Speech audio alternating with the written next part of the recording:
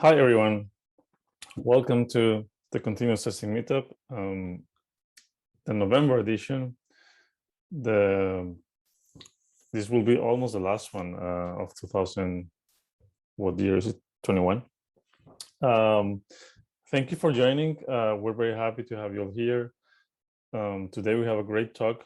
We're going to have a few words about accessibility testing with a great speaker, but before starting, I just want to thank our sponsors, Sauce Labs and Trending, that they provide infrastructure for us to actually be able to have this meetup happening.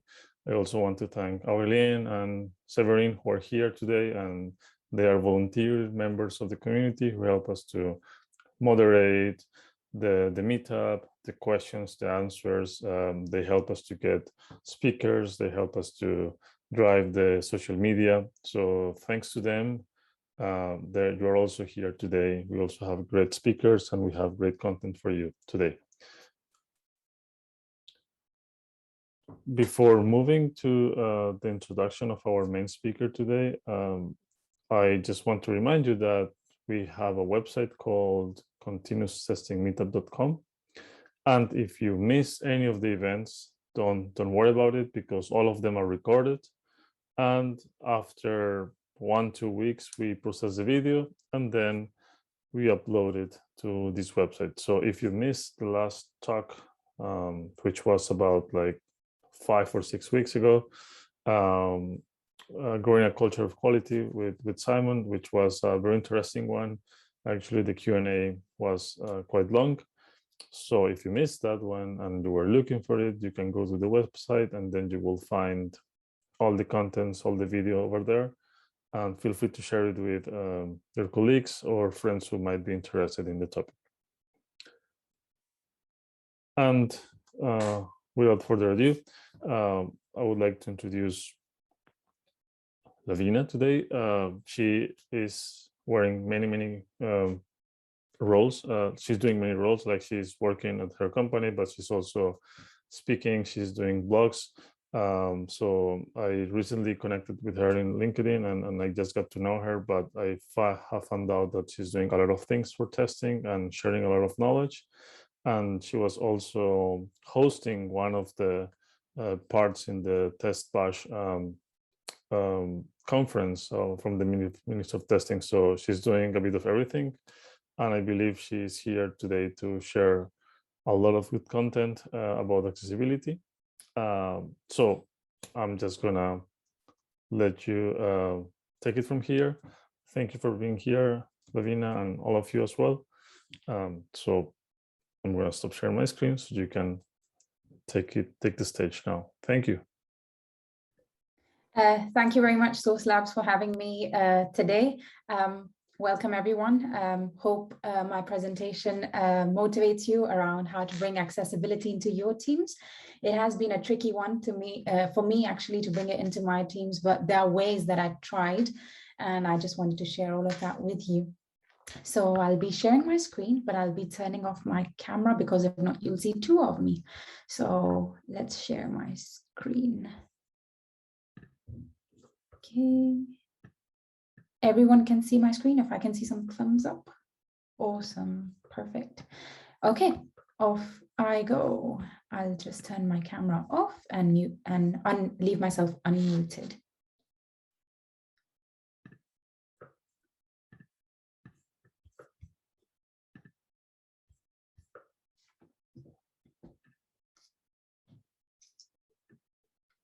Hi, everyone. Welcome to my talk on how to bring accessibility into your teams.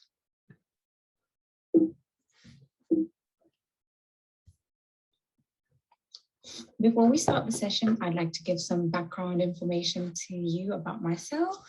I've been testing in the industry for over 8 years now. I've studied computer science. I'm a blogger, an active speaker, host as well now, and I'm a trainer at the Coders Guild. And I'm currently working at Deloitte. Today's table of contents. So I've divided my session today in 3 different parts. First part being some background information of how I got into accessibility and why accessibility is important and the benefits. Part 2 will be around how did I bring accessibility to the team? What did I do?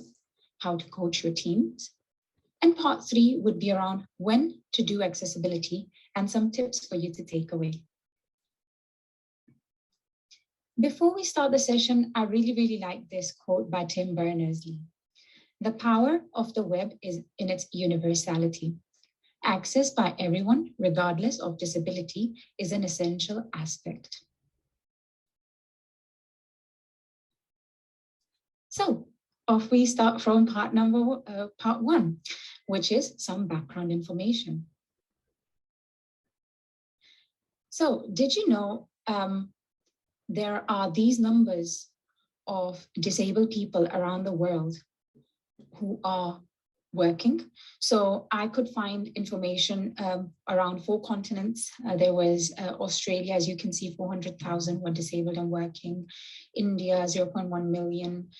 We've got the UK, 4.1 million. And we've got Canada, over 18 million. So it's just around things we need to think. So if we did not know about this, then sometimes it makes it difficult for us to think further about this. So if we have these kind of details in hand, then it makes us think more around accessibility, and it makes an impact as well. So these numbers actually really shocked me, and it made me think, are we making it accessible for them? For individuals without a disability, technology makes things easier. For individuals with a disability, technology makes things possible. Now, I was speaking to AD the other day, and we were just talking around accessibility, and he said our glasses, so currently I'm wearing contact lenses to be able to record this and look nice, but usually I wear glasses as well. These are my assisted technology. So they help me see things that are far out. I can't see things, I can see things which are closer, but I can't see far out. So if I were to do some online shopping, I'd have to have my phone screen up close to my eyes, or I'd have to have the laptop screen so close, but glasses definitely help. Basically, in a nutshell, things become easier and things become really possible, not just for those who don't have a disability, but with those who have a disability as well. So how did I come across accessibility as a tester? So I was working for a very well-known bank where we were trying to create an open banking system, and we were releasing quite often, and the product was going live, so any of us could be using it. Now, my lead came that day really shocked and started asking to me, have we done accessibility? Have we done accessibility? And I was thinking to myself, what even is accessibility? And I'm talking around 4 or 5 years ago. So I was a bit confused and puzzled as to what have I done wrong? And she then explained that we need to cater the website for everyone, whether it's someone who can't see 100% visually, or who can't access a keyboard, or has some sort of disability but can work. And I started doing some research, and that's how accessibility got stuck into my head, that kind of situation. So why did I think of this topic? So I thought of this topic because I feel like it's important to introduce these kind of testing into your teams. Accessibility is something that a lot of us get put off from the team because of budget issues or any kind of other priorities that take place. But we need to change this norm. And I thought it would be nice to introduce to all of you how I introduced accessibility to my team, just for you to kind of understand that it is not very difficult, but it's how willing we are to do it this way as well.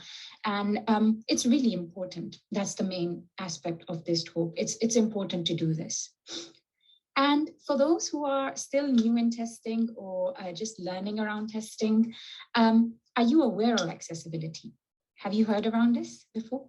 So this is something for you to actually take away with you.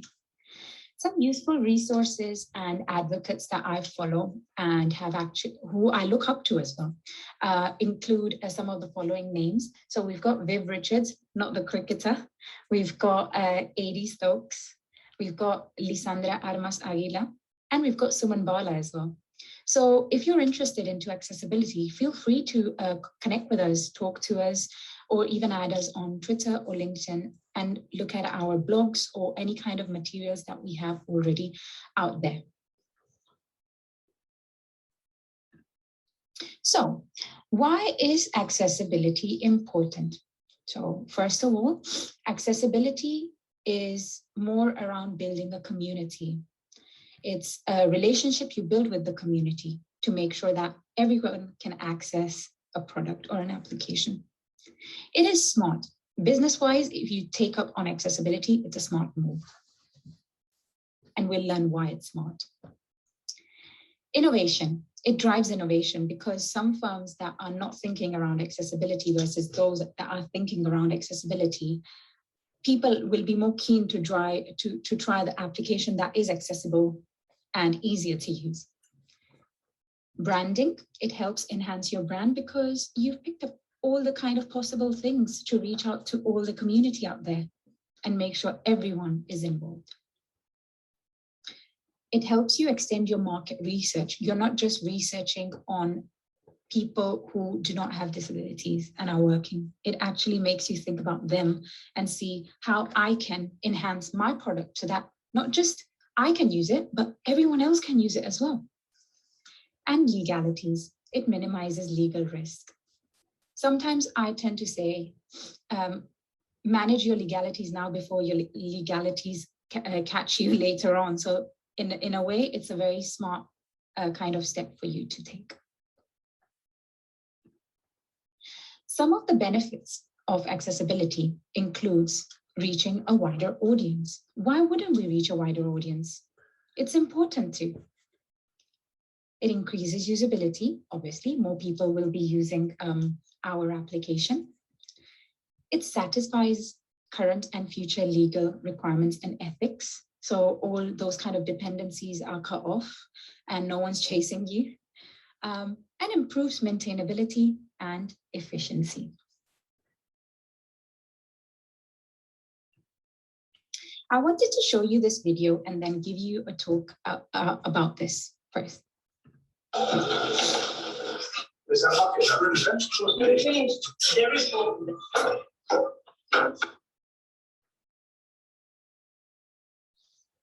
So what did we learn from this video? I was working on the house and doing a bit of construction, and I entered the door with the door handle so I could enter. However, how do I get out? So I'm basically trapped inside a room thanks to the glove, and I had longer nails inside those gloves that I could open the door and get out. But this analogy reminds me of traps we have on our websites and applications these days. You can be trapped sometimes with a keyboard, just a keyboard trap. What do we do then? We are quite frustrated and we are more keen to using another application that's easier for these kind of situations. It's more accessible and it's catered all of the things that we need when we are actually trying to use an application. So I thought this was a really, really interesting analogy, and I thought it would be worth showing you. Also, many websites tend to say that they are accessible, but they're not really. For example, the alt text, for instance, they say that they're accessible, but they're not. So we need to bear in mind and try and stay as accessible as possible. Part 2, how did I bring accessibility to the team? So my steps were to bring some awareness.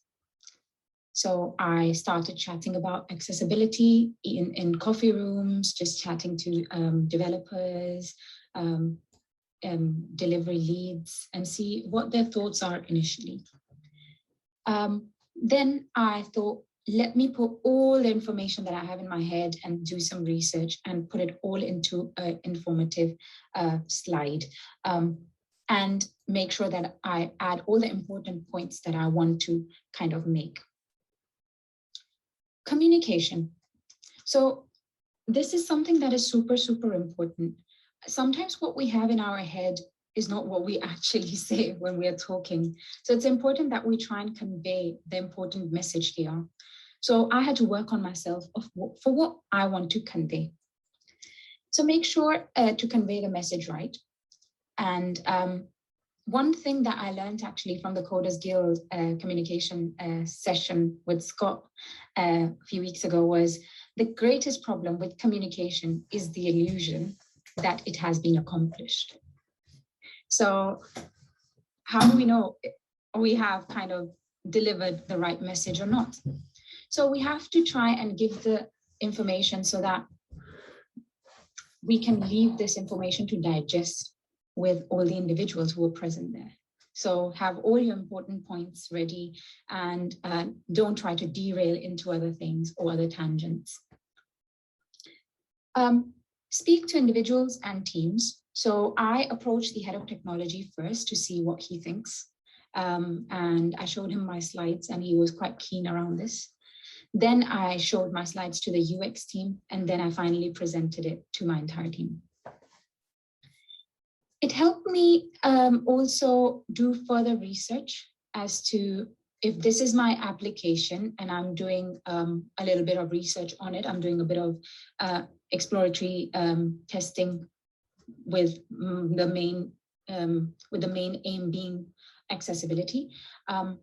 What kind of options could I suggest as well? So could I, if I'm seeing that I can only scroll horizontally, is that accessible enough? Or should we have a vertical option? So these things start becoming clear.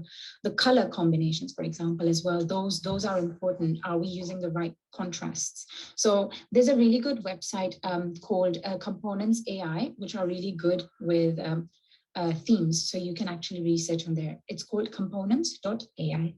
And then what I did was I created a report. I started with a draft report of what I want to test and what areas I've captured in my report. And I created this report with some suggestions at the bottom. So I added all the tools that I'm using, the screens that I've tested, some suggestions as well to take away so that if I'm giving this to the UX kind of designer, then they have everything handy with them. Also, the aim is to shift left with accessibility. So spot any accessibility issues on designs, assess the screens. So if there's too much information or not on some screens, for example, and then bring it down to a user story level. So that's when you know you've achieved delivering that information and the communication section has gone really well. So yeah. Team coaching. So what do? I deliver information. I become a subject matter expert or an advocate for accessibility. But delivering information, we also have to make sure that we are delivering the right information and it's being digested the way we want it to be. Another question that I always have, how do I convince? Because sometimes I can just keep talking and talking and talking, but how do I know I've actually convinced individuals? So by explaining accessibility and making sure I deliver the vital details, making sure that they know that if we are not doing accessibility, what can be a potential problem in the future? For example, the legalities could be a problem. So why not capture this earlier? How to back my point? So this is where the convincing bit comes in as well. So I can take some outputs of my research or report and show them to the team. And this is another way to convince the team as well. So this is what I've done, and this is what I suggest. What do you think? And how do I know they understand? So of course, I said we have to work on our communication skills and make sure we deliver the right information and that it can be digested. So things that we need to think is what information they understand or find as blockers so that it can build a healthy discussion and we can solve these blockers as well. part 3. When or how to do accessibility testing. So this is something that I had a conversation, I think a few months ago with a manager. And the manager got back to me based on our product, saying that we are B2B, we are not B2C. So we do not need to spend a lot of time doing accessibility on a B2B product. That actually puzzled me. I had loads of question marks in my head. And when I was speaking to Viv as well, he said that he did an accessibility report for a friend for his and it was around some driving insurance. And he provided that report to the friend. And then that person who he kind of handed the report to, they turned around and said that we are not going to potentially look into this accessibility issues because someone who's blind might not use this. Now, this is really touchy for me. I felt a bit upset listening to this. Why are we discriminating? Why are we creating groups of people? We should always aim to reach out to as many people as possible without saying, without thinking that someone might have some optical issue, someone might have some issue in their hand. They might not be able to use a mousetrap or a keyboard.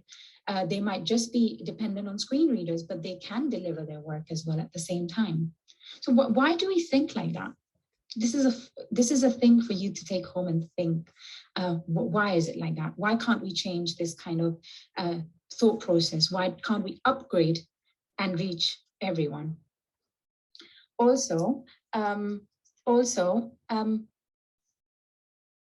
yeah, I think I'm going to go to the next slide. So when do we start accessibility testing? I think the best time to start is as soon as possible. Design and planning sessions are the best actually, because when a feature comes in, you can actually pinpoint the discussion and say, have we thought about accessibility? If it's a front-end kind of feature, are we bearing in mind the color contrast we are using, the type of buttons we have, ARIA labels, and so on and so forth. So I think design and planning would be the best stage to start. And any requirements that come through, any new requirements that come through in your teams would be important to check if they require any accessibility enhancements on it or not. And as I said, I would definitely suggest start as early as possible, because catch your legalities before they catch you. And then it becomes expensive as well. And then at that point you think, why did I not think about this before? So bear these things in mind. Oh, also, make sure your services reach everyone, not only some. That's very important. So that's why we are doing this. The good old budget. Every time that I get excited, and I think many testers are excited and motivated to bring testing techniques into their teams, I walk 2 steps, but I get pushed 5 steps behind. Why? Because of the good old budget. So I think we can brush up the budget for this kind of topic, because would you rather risk it? I wouldn't risk it really. I rather my product has a good reputation at the very start itself, and I would make sure that I am capturing everyone, not only some people. You also want to reach more people. Why not? Why is your application just designed for a certain amount of people? There are free tools available, by the way. All the testing that I've done is all free tools. I've paid not even a single penny, or I've not made the team pay a single penny. Also, massive amount of accessibility testing is done manually. So even if automation can be a bit extensive and it takes time to maintain it, we can build small. We don't have to automate these things right away. We can spend more time doing manual accessibility checks. And I think it is very important to do accessibility, because we are basically socially aware. We are capturing everyone to use our product, and we're not leaving anyone out. And sooner or later, you'll have to think about this. So why are we not thinking about this now? Also, I think the budget chats are a bit of a false economy.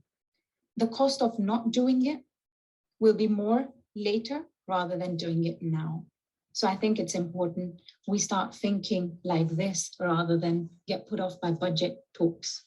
And you can definitely suggest to your team about all these free tools, then they don't need to worry about other budgets. And if there are other important pressing points that take priority, of course, spend time on that. But don't forget about accessibility.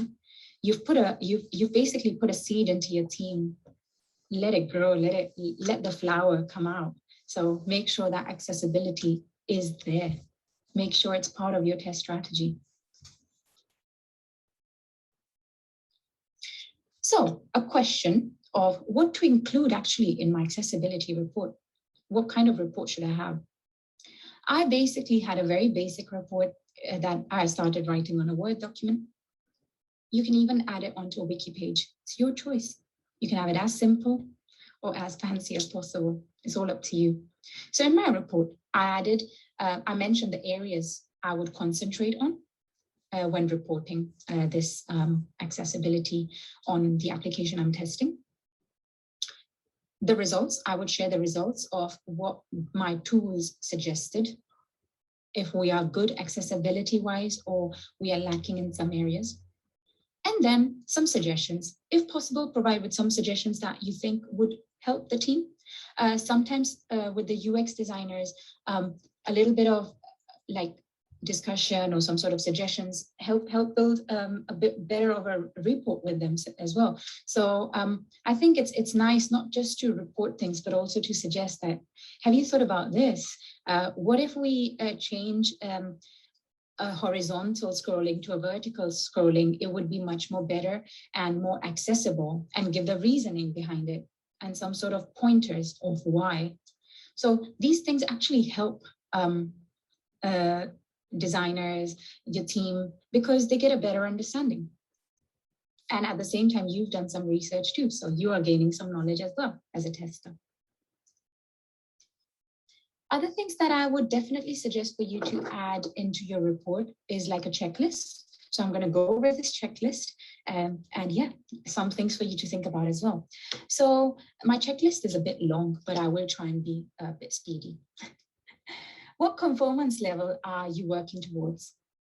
If I remove images from the page for lower bandwidth, which many people like to do, they don't like to work with higher bandwidth sometimes for certain reasons, can I still use my application? The labels, are they correctly written and placed or not? Are the labels following the given structure? The audio or video content, is it properly audible or visible? The color contrast ratio is maintained or not? Can I tab through my content? The colors being used on the user interface, are they accessible? If the link text is written with content description instead of creating ambiguity? If a meaningful multimedia caption is provided or not? If the instructions are clearly given or not? Are the error messages informative or not? And if the content is clear, concise, and understandable or not. So that was my list. But obviously you can have your own personal list. This is just something for you to take away with you. And what does this leave me with? My results basically is that I become an advocate, I become a subject matter expert, and I'm spreading more eminence. Also, I feel accomplished because team members approach me, UX designers approach to me, and they ask me for my report, and they want for me to be part of discussions, important discussions around design. And they keep you in loop. So you feel really, really happy that that seed that I put initially, that is now blooming, that is becoming a flower. So you feel good at the end of the day. And just like that, I think if you follow these steps, you'll feel good as well. So follow my steps. So first of all, important, do your research. What is accessibility and how your team could benefit from it? Then have some details to showcase. Do a show and tell session of the tools you're using and how is that helping the team. Then you prepare an informative session. So discuss with your team of the pointers you have, back it up, convince them with all the kind of research you've done, results you have from your reports, and have accessibility as part of your testing approach. What do we become after that? We are alified. So yeah, follow my steps. Some quick checks and tips that you can do right away is some plugins that you can download. And that's the ARC toolkit, Axe, Wave, Lighthouse. Remove some stylings to see if your application still looks all right, and screen readers.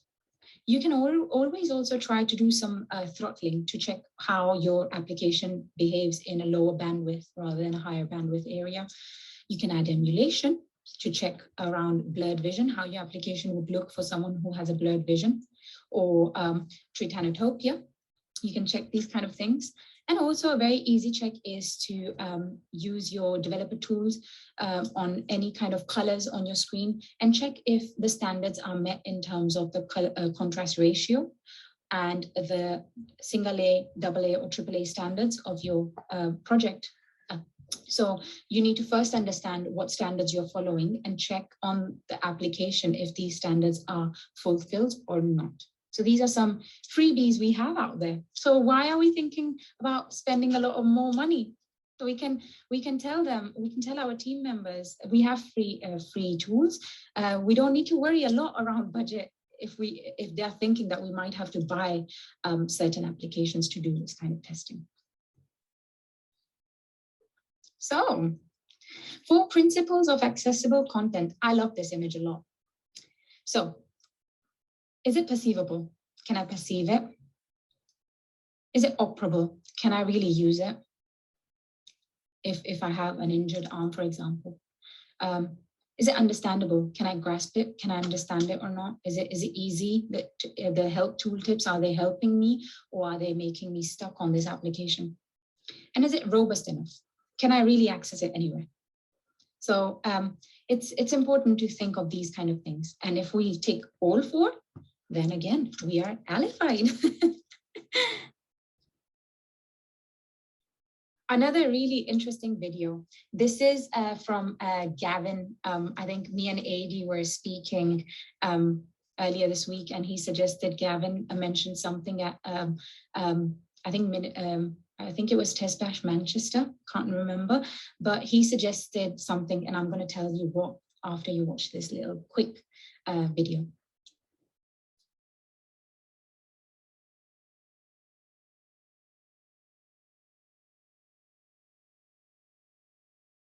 So basically, I'm trying to make a blueberry mug muffin.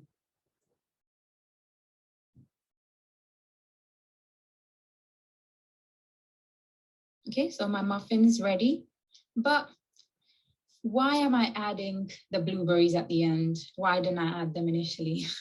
So this is what accessibility is about. It's not the same when you do it afterwards.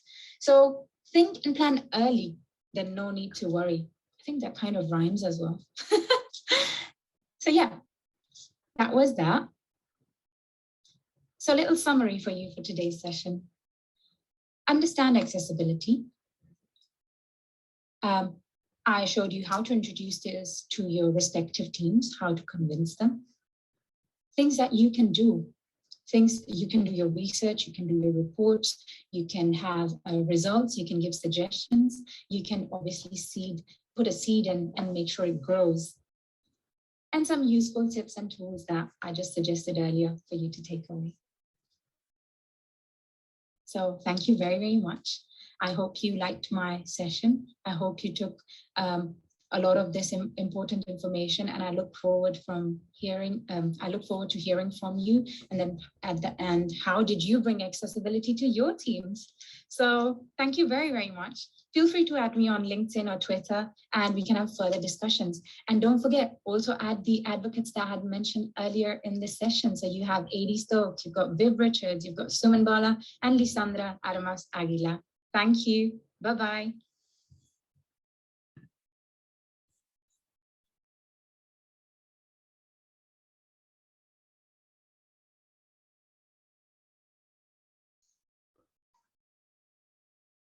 Thank you very much. So far, we haven't had any question during the presentation. If you have any questions, feel free to unmute yourself, or if you prefer, you can write in the chat and then I will read it out loud.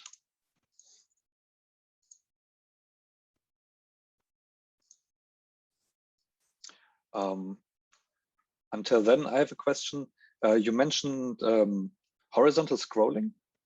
Is that something that is a good thing or a bad thing when it comes to accessibility? I haven't heard about that before. Yeah, so I think I was actually having a chat with Lisandra, who's actually on the call as well. So I was using AG Grid, and AG Grid is not the best or the accessible product to use sometimes when scrolling. It is suggested that when you're scrolling, you should scroll vertically, top to bottom, not side to side, because AG Grids can just expand as much as you keep expanding, just like an Excel sheet. So as many columns you add, 100 columns, you just keep scrolling and scrolling and scrolling and scrolling. So it's not really user-friendly in that way. You can obviously use it for your product and for the purpose that you're building it, but if there's someone in your team who might have some sort of issues around or some sort of kind of accessible problem to kind of tab through on the right side or cannot use tabbing, I think it's not the right kind of product to use. You should always kind of aim to make sure your product's accessible enough and you're basically scrolling vertically rather than horizontally. Thank you. So you can kind of imagine if one day you have an Excel sheet that's got so many columns, it gets too clustered, if you understand what I mean. Thank you. One thing I was wondering, so you introduced it, accessibility to your team. What was the overall feeling or your feeling after this process? Did people validate that? Was it valuable? I think actually it was very 50-50. So I had to kind of push in, you know, when you're in a crowd and you just push in, I had to kind of do that move because no one seemed interested. And I was just thinking that whether it's interesting or not, someone has to talk about it. And I went through to the head of tech at that time and I said, I've prepared this presentation. I want to show it to you. I want your thumbs up and I want to continue. I don't want to be stopped. And then I got the thumbs up and then I introduced it to the team. So they were all happy.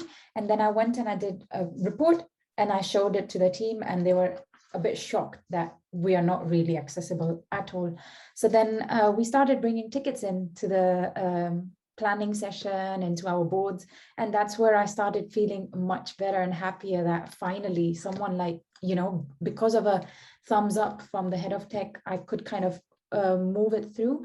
And at the end of it, we are still doing it, but at the just for introducing this, I also got awarded for bringing accessibility into the team. So I think it's something that many teams are not aware of.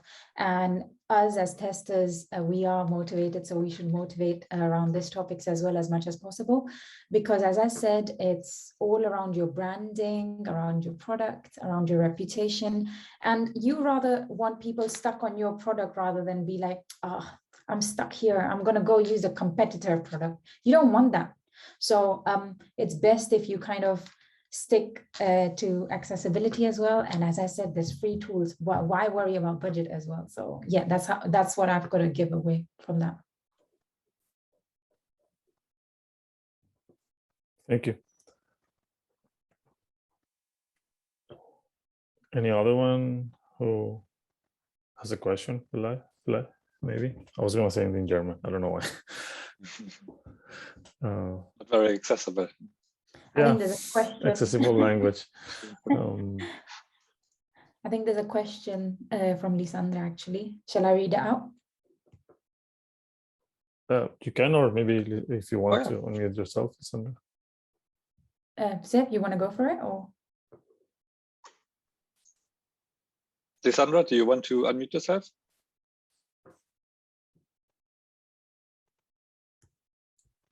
I don't think she wants. Okay. Okay. I would like to know what is your no problem. I would like to know what is your best advice for a team who wants to incorporate incorporate accessibility in the development process according to your experience? So my suggestion there would be, there are many people in the team who are not aware of it. So first I would go around explaining what is accessibility, why we're doing it. Secondly, once everything goes happy from that perspective, I would make sure accessibility testing is part of our test strategy. I'm sure many teams keep a test strategy, whether that's a strategy they've created or it's a living document and you keep adding new things to it. So I would definitely suggest keep one section of your strategy around accessibility testing. And for definitely, if you have the experience, I would also suggest create a small report. You don't have to do intense accessibility, but just a few features that you think, like just for example, checking the standards, if it's single A, double A, triple A, if it's compliant to what your company wants to do. Sometimes our projects or companies say that we are double A compliant, but their application is not even single A compliant. So doing these basic checks would benefit your team, would add more weight to what you're trying to present, and would basically be documents that you're kind of collecting to show proof that it's definitely worth going ahead. That's how I would say that. Thank you. When you, so I assume you said that this is best done during planning. So are you specific in the ticket? So let's say there is a new, let's say it's a new form or something, and do you just say also make it accessible, or do you make it specific and say you have to add the alias here or something like that? So what level of detail do you give your developers? Yeah, so I like to pair a lot with the developers. So what I do is either add a little video onto the ticket showing that you are creating a form, but be careful of certain things like ARIA labels and whatnot, not to miss it, because then what happens is if we miss these things, we have to go back to the ticket again.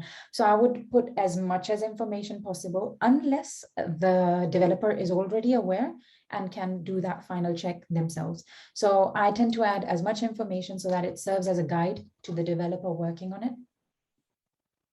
Okay, and thank you. Of course, get input from your UX designers too, because obviously they are designing the product. So if you talk around accessible designs, then they will also have this input, and then that can be part of your ticket, and it's a much more fuller ticket.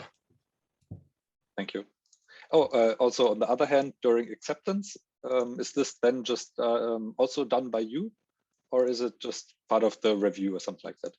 Yeah, so in terms of acceptance, so obviously a QA will test it, and because I've got experience in accessibility, I would go and check in my tools that it's been ticked off. Otherwise, because I know a lot about it, I try give it to another QA for them to learn. So tell them that, look, this is what I suggested, but I'm not going to test it because I know about it. You go and test, maybe you might find something else. It's like around doing a bit of exploratory testing with accessibility. Thank you. No worries. Cool. I feel we have covered a few questions already, and I think we can start wrapping it up. So yeah, thank you, Lavina, for being here. And let me share my screen again. So we start. Thank you, everyone. And thanks, Source Labs. Thank you. Yeah, so it was really, really nice to have you here. It was super helpful to share all these experiences you have had. And we hope to have you again, maybe in the future with other topics, like you also have done testing for the science models and other things. So maybe some of those could be interesting for this community. So thanks again for being here. Moving forward, the last event for this year will be in a couple of weeks, 2nd of December. We're going to have Andrew Knight. So he's known as the Automation Panda. He runs a couple of open source projects, and he likes to talk about, he's very passionate about the screenplay pattern, which is this alternate world of the, so in UI testing, you have the page object pattern, and you have the screenplay pattern. So he's very passionate about this one. So this will happen in a couple of weeks. So feel free to join us and talk about it with him. And before closing the meetup and ending the day, I just want to remind you, for all of you, that this recording and the future ones and the previous ones will be there at the continuoustestingmeetup.com. All the upcoming events and different news about the meetup, links for the Slack group and our GitHub repository, and all this will be there. So basically all the knowledge, all the things that you need to know about this meetup is there. And yeah, I don't think we have anything else for today, right?